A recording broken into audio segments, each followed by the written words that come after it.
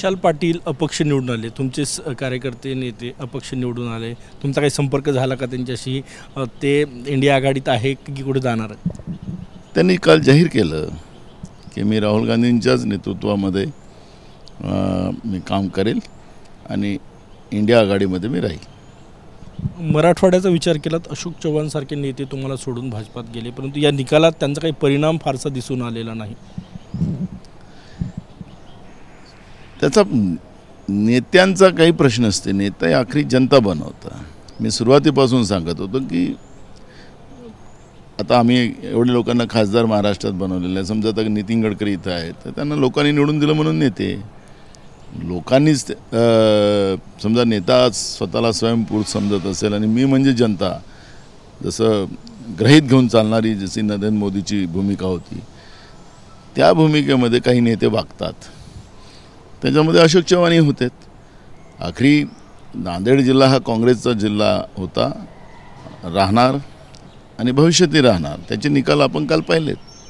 चांगल्या फरकाने आमचे वसंतराव चव्हाण त्या ठिकाणी निवडून आले. आणि मी जेव्हा नांदेड जिल्ह्याच्या आमच्या उमेदवाराच्या प्रचारात गेलो होतो त्यावेळेस मला लक्षात आलं की नांदेड आम्ही जिंकतो, कारण की लोकांमधला प्रचंड राग, नांदेड सीट मराठवाडाच, कल्याण काळे, प्रचंड राग त्या ठिकाणी मी पाहिलेला होता. मराठवाड्यात तिन्ही जागा ज्या आमच्या काँग्रेसच्या वाट्याला आल्या होत्या, जालन्याची रावसाहेब दानवे तर बिलकुल अमरपट्टाच घेऊन आल्यासारखं वागत होते. त्यांना आमच्या उमेदवार डॉक्टर कल्याण काळेंनी त्या ठिकाणी त्यांना जागा दाखवली. आमची लातूरची जागा विशेष करून ती गेले 2-3 टर्मपासून आमच्याजवळ नव्हती, पण यावेळेस आमचे अमित देशमुख, त्यांचे भाऊ, त्यांचे काका दिलीप देशमुख या सगळ्यांनी आणि सगळ्या काँग्रेसच्या कार्यकर्त्यांनी ताकदीनं त्या ठिकाणी काम करून लोकांना जोडण्याचं काम त्यांनी केलं, विश्वास दिला आणि लातूरची जागा आम्ही आणली, सोलापूर आम्ही जिंकली.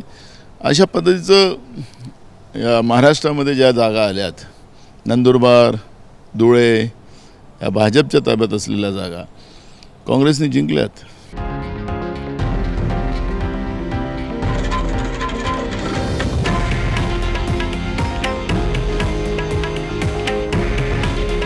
हे आहे देशातील नंबर 1 न्यूज नेटवर्क आणि आपण पाहत आहात TV9 मराठी. काळजी तुमची, हित महाराष्ट्राचं.